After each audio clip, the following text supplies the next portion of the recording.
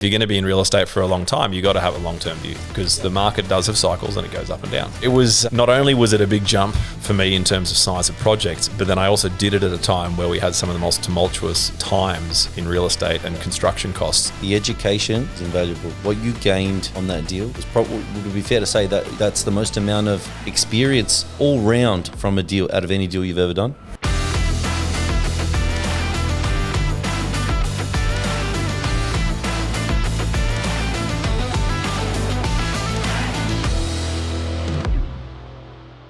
Getting started in subdivisions. The money is in the land. Welcome to Property Banter by Pinnacle Buyers Agents, powered by Hashtag. Today we have Peter Baumann from Freedom Road Developments here to discuss how to make money in subdivisions with no money down, whether you are just starting out or you're a serious investor / subdivider. This episode is for you. Hope you enjoy. Part two. Let's go. Part two. Okay, so kicking off, you did your first, you started out small. You did a 1 into 2? Yep. What year was that? 2015. 2015. Time flies. Yeah, I came home 3 weeks before our wedding and went, "Hey, babe, we bought a property." So you do that as well? So that is the thing. We can do that. Yeah. I've done plenty of those. Just adding to the stress. That's nice. It was really appreciated. Yeah. Good job. Especially she's happy now with how it's all she got a out. nice ring out of that deal. So yeah, it worked out. Well, that's how it works. One for you, one for her. Yep. So, but yeah. So with that 1 into 2, you've done quite a few since then. Tell us about your favorite one. Now, there are deals where they either go really, really well or there's just a lot of profit and everything went well. And tell us what one, when you look back, was probably the most profitable, the one that made you the happiest, or give us something memorable. Tell us what deal. All right. Well, yeah, you just listed multiple different deals there. So which one comes? This isn't the one that's been the most profitable in the sense of the highest dollar, the highest ROI, yes. I did actually introduce it a little bit in section 1, which was where we had the property under contract, and then in building the relationship with the vendor, which that's a point I would emphasize massively. Like when you're dealing in property is a people game. It's and that was something I got reminded by a mentor pretty early on, and it was actually on that deal there because I was so focused on the deal that I was sort of not focusing on the relationship. Yeah. And this amazing opportunity wouldn't have been possible had that shift not happened, because in talking with them, realized they actually didn't want to leave. They just wanted to downsize, but they thought the only way to downsize was to sell the whole place and move into a townhouse or something like that. And so we restructured it so that they released the land, or they allowed me to develop the land either side. And then when I had found buyers for the land, that they would release the land, so simultaneous settlements. So then I just needed to actually fund the physical development. But part of that was I really wanted it to be a real win-win. Like these people were fantastic. Yeah. And we made part of the deal was that I re-landscaped their entire place, because at that point they were already a bit elderly and it had gone way beyond what they could look after. The pool was absolutely green, full of toads. The whole garden was overgrown. It had just gone way past them. So we filled in that pool for them. We re-landscaped everything, made it very, very low maintenance. I still go past it from time to time, and it still looks great because it's now at a place that they can look after. But because we didn't need to put in much capital, because we didn't need to actually come up with the money to buy the land, it was such an awesome ROI. Because just for those that are new to this, so like the reason I didn't need to come up with the money to buy the land was it was set up so that by the time I found my buyers, that when they purchased the land, part of their revenue would go directly to the person I was buying the land off, and that's how we paid for the land. So at settlement, the sellers got paid, I got paid, and the buyers got their So no land. upfront capital on your part, because the vendor obviously had the land. You educated them on what could really be done, and you essentially found out what was the vendor's motivation. And I do this all the time as well with people that might want to stay for 6 months and then just do a lease back and then move later. So it's the same sort of thing. You're essentially solving a problem here. It's only about the price until you find out something else for it to be about. And and don't get me wrong, there are going to be people out there that they are just 100% hell-bent on getting the top dollar, and they'll wait on the market for all eternity. That's not the guy or the woman you're going to buy a site off, or a great development off, or any great investment off. It's you're looking for people that potentially have something else that is more important to them than the price, or at least equally, because the terms of a deal can be just as powerful as the price. You can take that exact same price, shift the terms around, and turn it from a rubbish deal into a great deal. So that's still my favorite deal because it was such a win-win, and they were amazing people, and it was really good to be able to do something that clearly made a very good difference to their life. Most profitable deal. Let's talk about the big banger. You've got to have one there that's like, you know what, we made some coin on this. You sent me a photo and you're drinking a scotch. You were like, do you remember that photo? I do remember that. You sent me that, and I was like, mate, he's got a payout today. Let's. Okay, so that's only part one of this deal, but so that was stage one of a project which we're now kicking off stage two. But so that one there, and look, part of the reason for that scotch was that was such a roller coaster ride. Was it? It was. You're glad for it to be over. At that point, yes, I was, and because like I said, think big, start small. Yeah. That one was a big jump for me. Yeah. It was a big jump, and not only that, if you think of what's happened in the market since 2021.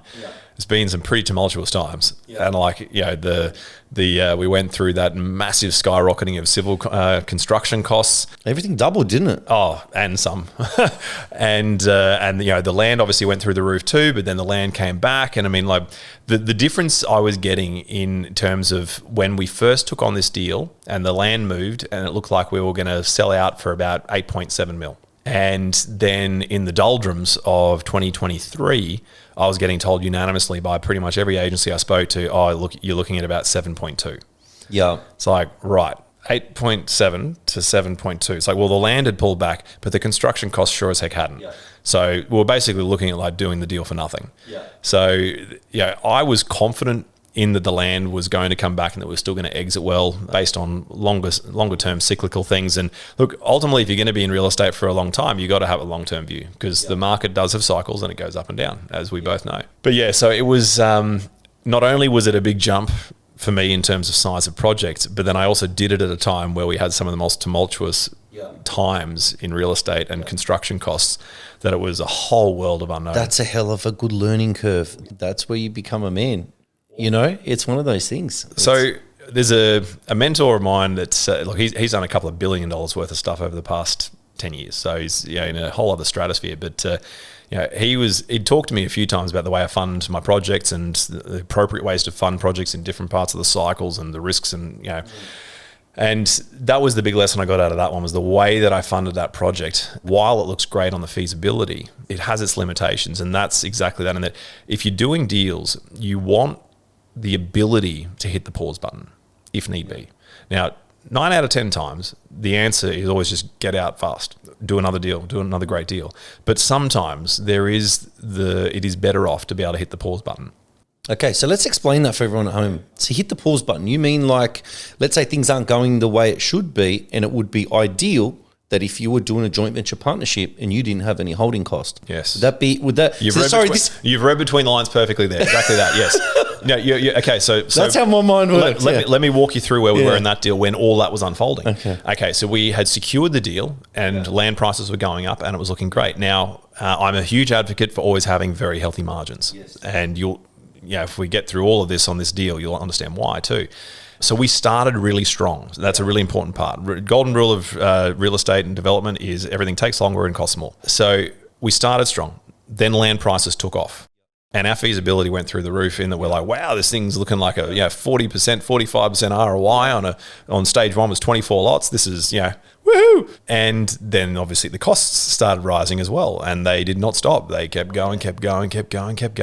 And that feasibility ROI started looking less and less attractive. And it started going into, you couldn't really put a pin in it at the time because everything was moving, but it certainly was a bit scary for a while. And then around that time where we had DA approval, we had operation works approval.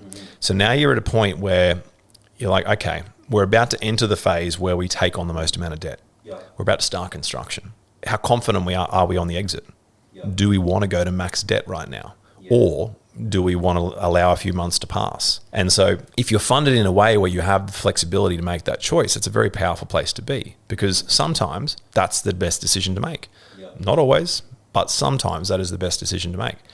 Now, in that case there, we still exited well on this. Like we still made a good ROI and all the rest of it. But you could also argue that had we hit the pause button for, say 3 months or 6 months, it would have been a Hail Mary.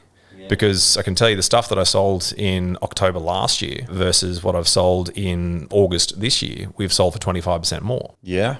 Yeah, that's and our civil costs wouldn't have gone up anymore. So that would have been pure profit. That would have just been a huge wave. Now, again, hindsight's a wonderful thing, but the point being is the way I had funded it, I'd funded a lot of it on coupon rate. So coupon rate being a fixed interest rate to investors. I do a lot of work with investors, and I love making money for my investors. But at the same time, it's like, all right, well, the way I did it on that one, at that point where there was the decision, do we push forward or do we pause? When you've got that coupon rate, you've got this wave of interest costs chasing you. So then it becomes a battle of, okay, well, how much do land prices need to improve to counteract the additional interest costs we're going to have by waiting that amount of time?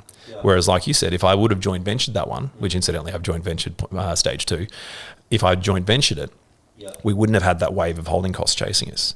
So we could have made a much more, pragmatic decision at the time going, do we or don't we? Now, I'm not saying that we definitely would have hit the pause button, but having the ability to, and if you look at times like the GFC where developers have gone under and those sorts of things, there's a lot of developers that went under after the GFC that had perfectly good deals, but they were funded in a way that they didn't have the ability to hit the pause button. They were exposed. Yeah, and some lenders just went, we don't like it anymore, we want our money back. So there's a lot of lessons that came through that period, and that's a lot of the mentors I have came through that period. And that's why they're my mentors, is because they've been through the worst of it and that stuff, and they survived it. So there's like all that wisdom that comes from that. But that's one of those things, is fund your projects in a way that doesn't give you only one exit, one option, which is for everything to go right and for you to power through. Fund it in a way that you've got flexibility. Yep. This is interesting. So the couple of things I've picked up here is it's not all about the FISO and how that looks. There's so much more that can happen externally that can affect your deal, and you don't know how to actually implement the little strategies or whatever it may be to ensure that you have outs. You need to give yourself the space for it. You got to go into it knowing that there are the uncontrollables, knowing. And you don't know these. And then my second point was, I was going to say to you, everyone I speak to who's incredibly successful uses the M word. Mentor. I spoke to my mentor. So look, we're not reinventing the wheel here. We're not reinventing the wheel, but we are learning. The best way to learn is from other people's mistakes. Humans don't do that. We like to make our own. And you know what? I'm guilty of that. I'm very guilty of that. Absolutely. But some of the most successful people will refer to their mentor. I have a mentor. They've showed me how to do this. They've shown me how to avoid that. And hearing you talk about your students and how they bring deals to you and you show them, you point out the flaws or the issues with it immediately. It's the same with when people question my fee and they're like, oh, you charge this much. Oh, no. It's like, well, that's cool as well. So people just don't generally, they don't appreciate it. They'd rather make the mistake themselves. But successful people tend to, have mentors and they've learned. So, mate. I have to admit, I was the same. And it wasn't until I got that first deal under contract and I was just packing my DAX because I'm sitting there going, like I'd done a $5,000 course. I've done probably a few of those actually. But then I'm sitting here with this deal and I'm like, oh, okay, now what? Do I raise it? Okay, well, there's a $150,000 decision. Do I shift it back and raise it and renovate it? Oh, there's probably a couple $100,000 decision. Oh, do I demolish it? Like here I am all of a sudden trying to make these decisions which are worth hundreds of thousands of dollars. Yeah. And I'm like, that mentor's seeming rather cheap right now. So that was for me, that was that. And I never looked back after that. Like I'd done the courses, but I'd never really engaged anyone directly. But it was there at that point where I'm sitting there having to make these decisions and I'm going, man, if I make a decision right now, I'm just flipping a coin. I'm totally gambling. I have no idea what is the right move here. And that's exactly how that conversation went. I flew down to Melbourne to meet this guy that I'd been watching for a while. And I sort of caught him at the end of the event. I'm like, I will sign up for your course right now if you agree to workshop this deal with me this week for half an hour. And he's like, done.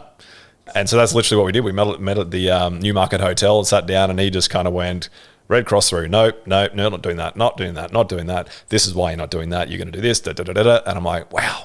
Did you see how easy it was for him, though? Yeah. It was just like he blindfolded. He could do it in his sleep. Yeah, And that's that experience. Because he'd done it so many times. And here I was going, Yeah. oh, thank God I've got a clear path forward. And it's just like now I have a recipe. I love recipes. Yeah. Now I have a recipe to follow. Exactly. So that was, that was the aha moment for me. But I don't know. Invaluable. They're invaluable. Oh, absolutely. But so that was the big lesson for me out of that project. Yeah. Was so I mean, look, I know you wanted to know the numbers. Let's go the numbers. All right. So we bought it for so there's actually 3 lots in this across 2 stages. This stage was 8,000 square meter properties that we purchased for $1 million each. Now, they had actually been put under option by some guys that had done an option course, but had never done a development, so didn't know where to go from there. And look, for people that had never done a development, they'd put it together pretty well. What they'd done, they thought council liked.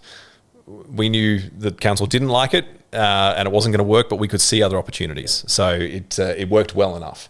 So in this one here, our total development costs were 3.3 mil, and so total development and acquisitions cost 5.5 mil. We had about 600,000 in finance costs, some of that going to investors. And then we realised in the end, I think this was our final numbers, we got about 8.25 mil in sales. So you remember that I was talking before, we started at 8.7, down to 7.2, back to, we'll call it 8.3. But, that's the roller coaster that deal was because of that time we went over. Yeah. But, and that's where that lesson is being able to hit the pause button. Because if I was selling that stuff for what I sold the other stuff for in August, which is what it would have been had I have paused for 6 months as an example, we would have been looking at an additional $2 million in profit. Wow. So that's what that pause button would have been worth. Now, again, I can't say that that's what we would have done. So I can't claim that that's $2 million I've missed out on. That's not accurate. But the point is having the ability to hit that pause button. So that, that was a very eye-opening deal and a very exciting deal, and has certainly strengthened me. Taught you a lot. Yeah, taught me a lot. Because the thing, like you said there about the things you don't, that's happening outside. The feasibility is one thing, that's for one deal. Yeah. But what about you as a business? What about you as a journey? Yes. So what that deal did for me during that 12-month period where I was sitting there biting my nails and maybe having a scotch or two at night, I didn't buy anything else. Yeah. I couldn't buy anything else. Yeah. Mentally, emotionally, I could not buy anything else. So if you think, had I just joint ventured that from the start, in theory, I'm giving away more, inverted commas, I'm giving away more profit to an investor. But number one, how happy is that investor going to be and how much more business are they going to want to do with me?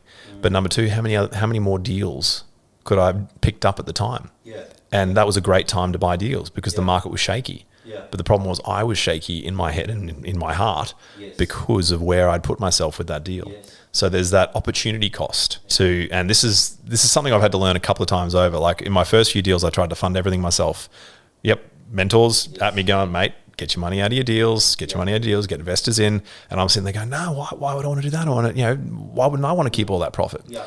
Until I got to a point where I had 4 deals going at a time and it was like I'd breathed in and now I was just holding my breath, waiting to get out of these deals. Yeah. And the moment I took the advice, the moment I pulled my money out, got investors in, bang, straight into another deal. Yeah. So it's creating that space. The education is invaluable. What you gained on that deal was would it be fair to say that that's the most amount of experience all round from a deal out of any deal you've ever done? Oh, and grey hair, yes. And grey hair? You're looking good though, the grey hair's on. But look, the point remains true there though. It's like I say, you want to push outside your comfort zone. Now, I did push way out of my comfort zone in that one. I also hired people into my team that had done deals like this before, and I made sure I had mentors that had done much bigger than this before. So a lot of this was the internal battle. Not that I didn't have the expertise around me and within me to do it, but it was the internal battle because I hadn't done something that large before. It's the same like when I did my first 1 to 2. Yeah. Probably not to the same extent, but there was that same inner battle of uncertainty, and I haven't done it before, and what if I've missed something, and all that inner talk that we tend to have as human beings. But again, having the right team around you, the right support around you, gets you through that stuff. That doesn't change No matter where you are, even with us, it's the same thing. You need a good solicitor, you need a good accountant, you need a good broker, you need a good buyer's agent.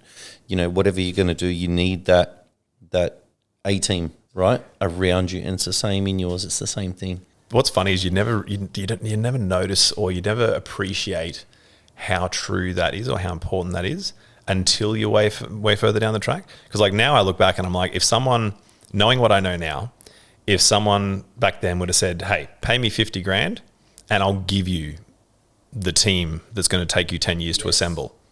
Yes. Back then I probably would have gone, no, I'm not paying that. That's ridiculous. No. Now I'm like, that would have been a bargain. The money. That would have been a bargain. It's taken me 10 years to assemble this team. I've gone through that many solicitors and paid that much money in legal fees. And like one of the things in our education portal is, people get access to a portal full of templates and examples of my joint venture agreements and development management agreements and all that sort of stuff. Yeah. And like that there is worth way over 20 to 30 grand. Like that's cost me way more than 20 to 30 grand to get there. And that's not even including all of the rubbish agreements I had done before by other solicitors that, literally got laughed out of the room by my investors' solicitors. Like they're like, whoever did this has got no idea what they're doing. So but of course, again, similarly, when I started, I probably would have gone, oh no, that's ridiculous. I wouldn't do that. But now you're like, wow, had I had that from the start. 100%. Yeah. 100%. It helps so much. Fantastic. So let's circle back around to no money deals. I'm sure everyone, who's watching wants to know how we can make money without spending any money.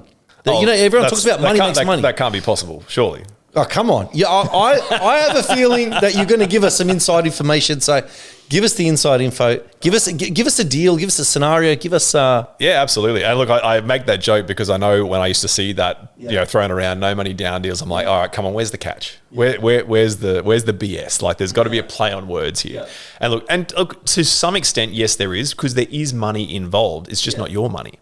So you're not putting any money down. Yeah. So in terms of ROI, well, what's your ROI? If you invest 100 grand and you make 10 grand back, your ROI was 10%. Well, if you make 10 grand and it didn't cost you a cent and you didn't put any money in, what's your ROI?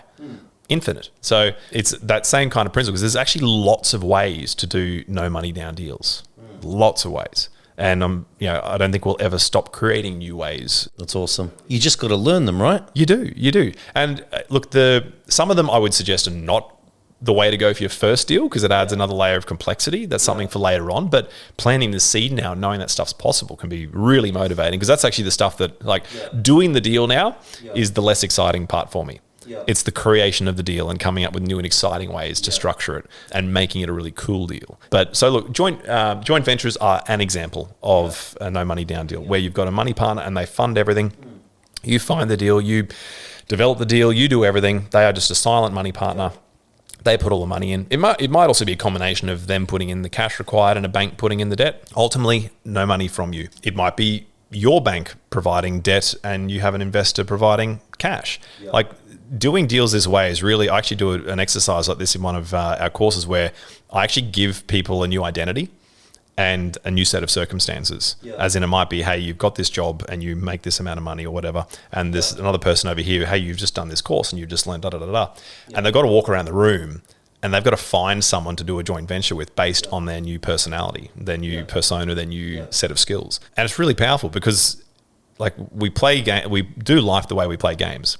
And it's interesting to see the stuff that comes up for people there. Because I know for me, I had a lot of money stuff come up when I started, like the idea of, inverted commas, asking for money.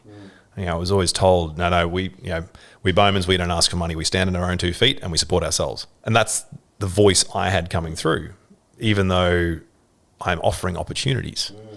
My investors love to invest in our deals, because otherwise they'd be investing for 3% in the bank or 4% in the bank. But that was something I had to get over at the start. But so anyway, I'm digressing onto the psychology of it now. But so joint ventures, getting investors in, and you can also partner with landowners. So 2 deals that I've got going on at the moment, which I think are really cool. No money down in a different way again, and that's because we're partnering with the landowner. So one example is a situation where someone in the family was developing the property for this elderly gentleman, and they passed away. And there was one of the consultants involved that I've been working with for years suggested, hey, have a chat to Peter. He can probably help you out. So that's actually how I got involved in that deal, was they kind of got stuck in a an awkward situation. No one in the family had the expertise to carry it through. And so now I've become involved and basically just get a fee for the outcome that I create for them. So, the financier will fund the whole thing. They don't need to put any money into it. I'll finish the deal for them. They make their profit. I get a bit of a fee and away we go. And so, on that one there, it's basically I make a couple of $100,000 for just putting my IP over there and go, all right, we need to move these pieces around this way. Sounds easy, but it took 10 years to have the IP to do that. But that's the thing is once you do build that skill set, you can apply it in many different ways. Yep. So skill set's knowledge. So it's what I'm getting from this is if you want to do the no money down strategy and you want to learn it, well, there's what you want to do it. There's two ways, right? Either you have the money for the deal and you use your knowledge or you partner with someone. But if you don't have the money and you want to use someone else's money, you need knowledge because you need to bring knowledge to that transaction, right? So if the landowner's there and they're sitting on 10 acres that's perfectly subdividable and it's ready to go, you've got to come with the knowledge. You've got to show them your value. And you've got to get that knowledge in order to make that happen. So with the no money down, that's great. But guys, you need to get the value. Well, that's actually a really good way to put it. And we could put it into a simple matrix. If you are right now trying to figure out how do I get started in development, maybe you're a little bit like what I was. I'm looking at the camera for once now. I knew I wanted to do something in development. I didn't know exactly what it was going to be. I also knew I did not have the money. I definitely did not have the money. So if deals require money and IP and I don't have the money, you need to learn. I got to get the IP. That's right. So that's basically the matrix there is if you really want to do this and you absolutely can, be willing to put in the work your backside off. You absolutely can. You can create freedom for yourself, freedom for your family, all the rest of it. But if you don't have the money to start with the IP. And that is basically how pretty much every wealthy person ever started was they built their IP. The money will come later. And the other one, which incidentally, another DMA stands for Development Management Agreement. So DMA is typically something you would use if you're partnering with a landowner that has held the land for quite a while. Joint venturing with someone is typically what you would do if you're purchasing the land together. But because they've, in both cases, owned the land for a significant period of time, a DMA is typically the way you would do it. Not always, but typically. But in this other case, this other guy's got a very substantial land holding in prime development area, has previously sold off land to developers in the past, basically was in the need for some cash. And the thing is, if you've got a big parcel of land, you can't just take a piece of it and sell it on the open market because it doesn't exist yet. The land exists, but the title doesn't exist. So we had a good relationship with an agent that was a mate of his, and he'd gone to the agent and said, look, I want to get this amount of money.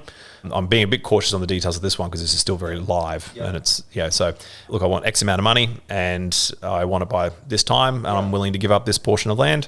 And so he came to us because, again, it's a bit of a specialty thing. You can't take that onto realestate.com. So, look, we negotiated that. That one actually took quite a while's negotiation. There was a lot to go through, but in the end, we've brokered a fantastic deal. So he'll get his money. We've actually made part of it to pay out some of his other debt. And problem solving once again, going back to what we talked about before. Yeah, look, it's just a problem solving game. The bigger the problems you can solve, the more you can be paid for it. And so in that case there, he'll remain the owner the entire time until we on-sell the land at the other end. But basically we'll put a road in, cut off an additional 6 blocks, and we'll make a tidy profit out of it. So it's everyone wins. They do. Yeah, he gets paid well, we get paid well.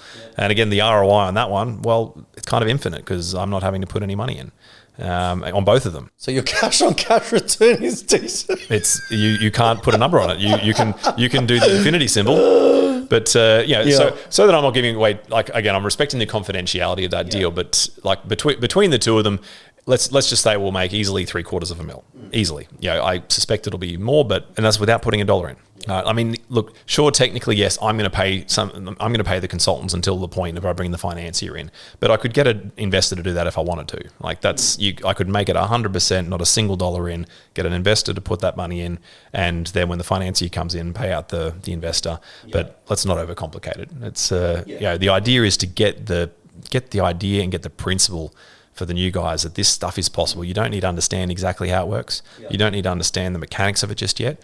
You just need to understand it can be done and get yourself started, get into action, start simple. Don't go I wouldn't recommend trying to partner with a landowner for your very first deal. It just adds a whole other level of complexity. But once you've done a few deals and like doing 1 out of 2s, 3s, 4s, 5s, 7s, that sort of stuff sort of becomes a thing that you can do in your sleep. That's when these other things become, they tend to happen organically. I mean, it kind of happened for me on my second deal there. Like I didn't aim for that. It just happened because I built a relationship with the landowner. But there's so many cool ways to do deals, and just got to get in the game. Tell me, if for someone at home now watching this, if they didn't know much about subdivisions and they wanted to do a course, for example, right? For a course, I'm not naming anyone in this room that does courses, but how long would it take for someone to have the knowledge to be comfortable enough to actually go out and start partnering with someone? How long does it take to learn this, from scratch? Look, I mean, like most cases, I think you start with some sort of a boot camp. A 3-day course where you're immersed in this conversation for a few days. And I'm just going to say this broadly because, look, it doesn't have to be mine. Like it's, and this is a tough thing for some people to get their head around when they're starting out is, I don't need the money from students. And most of the people doing courses don't need the money from students. There are some that, yes, that is how they make their money. There are others that, like myself, that's how we got started. We had a genuine coach that was doing courses. For whatever reason, they decided to do it, and that was what made the difference to us. Yeah. And now that coach that coached me has incidentally now stopped coaching, which has kind of led to me stepping in. But so we normally start with a 3-day boot camp. They get immersed in that for 3 days. Then there should be some sort of support after that, whether that be a monthly call or a monthly Zoom get together or something where you're starting to really, I guess, lay that on thick, because you get it for 3 days and then you come out the other end, you've learned a lot, but then it's like, wow, how do I deal with all that? So then it's kind of got to be concreted in over the next 6, 12 months with that support. Now, look, not everyone's in the case to do it, but if you want to speed up the process, yes, working one-on-one with someone is always going to be getting you there faster. I tried resisting that for years, and it wasn't until I actually did that, my results skyrocketed. Sure, people think that's a sales pitch, but you can also look at the results. But so look, people that I'm working with one-on-one, typically what I'll see is people, it's hard to say. The ones that are committed. So the ones that are committed. Yeah. So look, you can definitely get your first deal in the first 6 to 12 months. Yeah, like that's definitely a possibility. That is 100% dependent on the human being and how much they are willing to get into it and how much work they're willing to do on themselves. Yeah. Because often what is stopping people getting their first project, their first deal, isn't actually their know-how. Like they need the know-how, but often it'll be their relationships with money or their belief system around themselves, around what's possible for themselves. Yeah. One of the things that struck me when I was looking to leave my job was I was a couple of years into this. I'd done 2 deals, and my coach, my mentor, said to me, he's like, you keep saying you want to leave your job.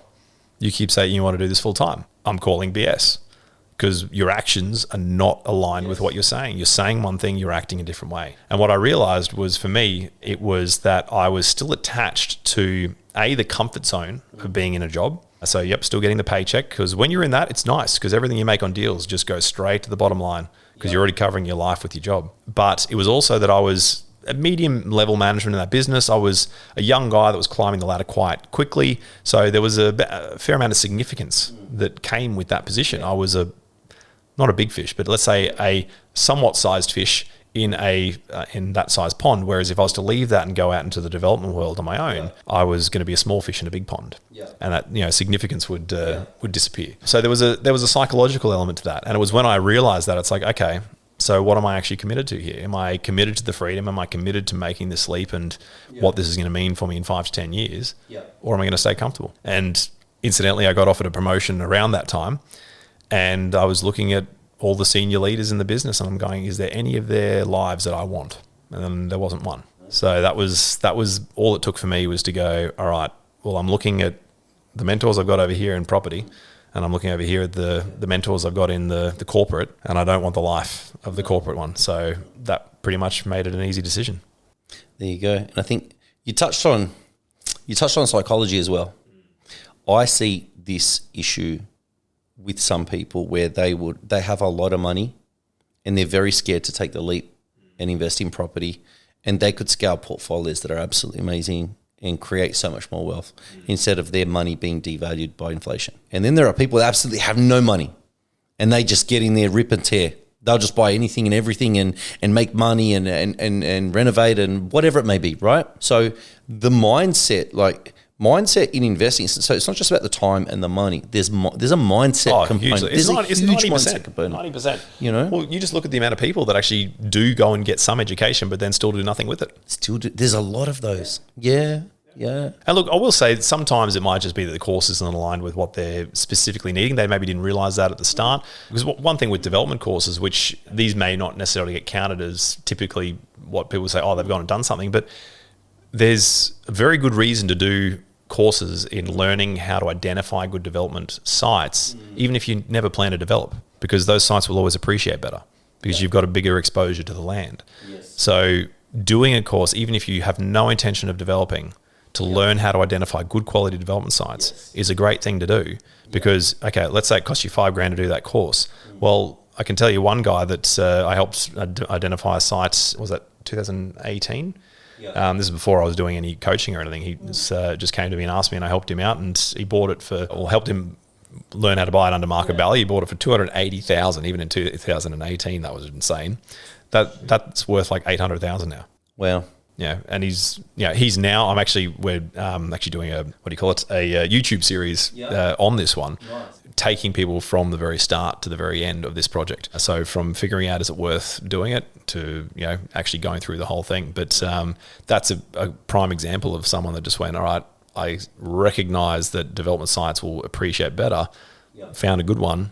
And now he gets the benefits of that. I call them X factor deals. So it's an investment property, but it's got that potential, as opposed to one that doesn't, and it's just, you can't do much with it. So I love that sort of stuff. And actually, even another angle to that too is the thing is, if you do those courses, you tend to meet a lot of people. Networking. Yeah, the same space, and some of those will go on to do deals. There's nothing to say that in 5-10 years' time, you've now got that cracking development side. You still don't want to develop, but you now know people that do it. And you've seen their track record because you started with them.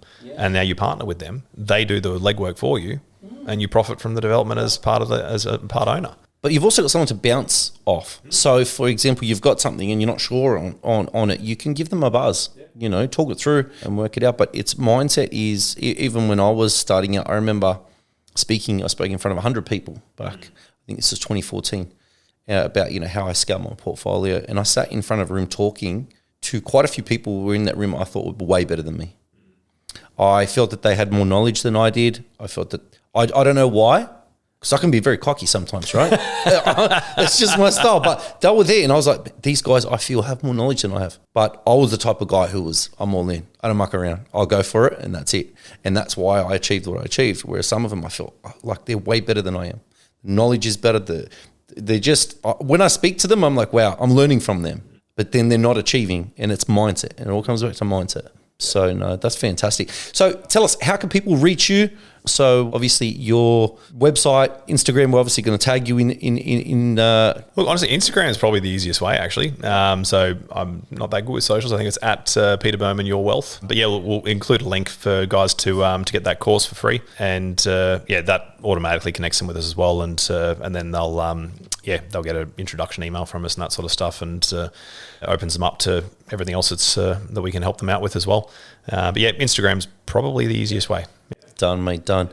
This was great. We're going to do this again. Yeah, 100%. I really enjoyed this. We're going to do this again, and there's so much more value. We'll put the link in there so everyone can get that spreadsheet. And yeah, thank you so much for being here today, Peter. Been an absolute pleasure. Thank you, bud. Thanks, mate. Please check out this podcast on Spotify, YouTube. Like and subscribe. We're on all the social media platforms. Hope you enjoy.